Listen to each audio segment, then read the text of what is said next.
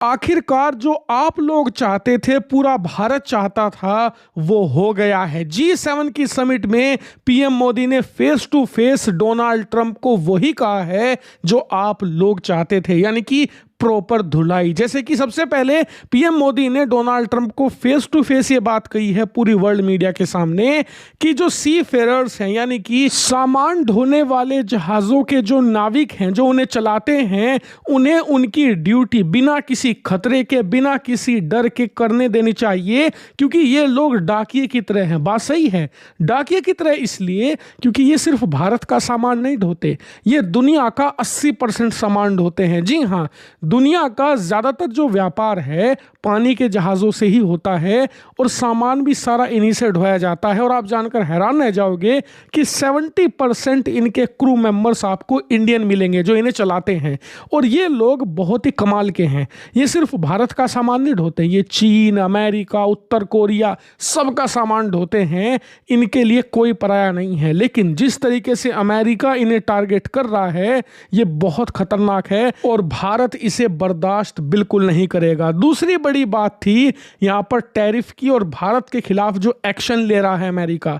PM Modi ने कहा है कि आज की तारीख में दुनिया में रिसोर्स की कमी नहीं है, ना ही आपको कच्चे माल की कमी है, ना ही किसी और चीज की कमी, सिर्फ ट्रस्ट की है, यानी कि भरोसा जो लगातार कम हो रहा है। और इसको लेकर अमेरिका के ही राष्ट्रपति थे रिचर्ड निक्सन, उन्हीं की बात ट्रंप के मुंह पर देकर मारी है कि trust but verify, this is still relevant today. यानी कि जो ट्रस्ट है इससे ज्यादा रेलेवेंट चीज कोई नहीं है। और ट्रस्ट एक ऐसी चीज है जो सिर्फ 1 सेकंड के अंदर गवाई जा सकती है, लेकिन उसे कमाने में 7-8 पीढ़ियां लग जाती हैं। और ये सीधा अमेरिका के मुंह पर तमाचा था, क्योंकि 1971 के बांग्लादेश युद्ध के दौरान अमेरिका ने जो भारत विरोधी कदम उठाया था, भारत के खिलाफ अपनी नौसेना भेजकर, उससे अमेरिका के खिलाफ बहुत गुस्सा था भारत के लोगों में और कोई भी अमेरिका पर ट्रस्ट नहीं करता था। लेकिन 2016 में जब ट्रंप सत्ता में आए तो उन्होंने ही इस भरोसे को जगाया था।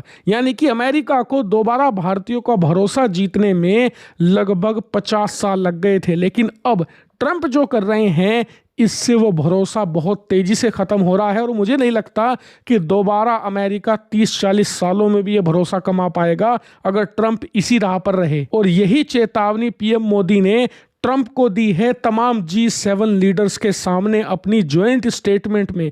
इसके अलावा ट्रंप के टेक्नोलॉजी बैन पर भी गहरी चोट करी। दरअसल अब से 4 दिन पहले डोनाल्ड ट्रंप की सरकार ने अमेरिका ही नहीं, दुनिया की सबसे बड़ी AI कंपनी एंथ्रोपिक के क्लाउडेफेबल, जो कि एक AI है, उसके यूजेस पर बैन लगा दिया दुनिया भर के लिए। जी हाँ, आज की तारीख में ये एडवांस AI सिर्फ अमेरिकी नागरिक इस्तेमाल कर सकते हैं। यहाँ तक कि एंथ्रोपिक के जो को फाउंडर्स हैं, कई लैटिन अमेरिकी देश जैसे कि कोलंबिया, अर्जेंटीना के हैं, वो खुद इस्तेमाल नहीं कर पा रहे। क्यों? क्योंकि वो विदेशी हैं और वो अमेरिकी नहीं है, जबकि उन्होंने ही वो पूरा AI तैयार किया है। इससे आप समझिए कि कितने ज्यादा भेदभाव रणनीति अपना रहे हैं डोनाल्ड ट्रंप। और इसी को लेकर पीएम मोदी ने चोट करी है कि जो लोग और देश ये सोचते हैं कि किसी एक टेक्नोलॉजी पर एक खास वर्ग या देश का अधिकार है, वो भविष्य में भारी कीमत चुकाएंगे, क्योंकि पानी अपना रास्ता ढूंढ लेता है, टेक्नोलॉजी भी अपना रास्ता खुद बना लेती है। अगर कोई उसे रोकने की कोशिश करेगा तो जाहिर सी बात है,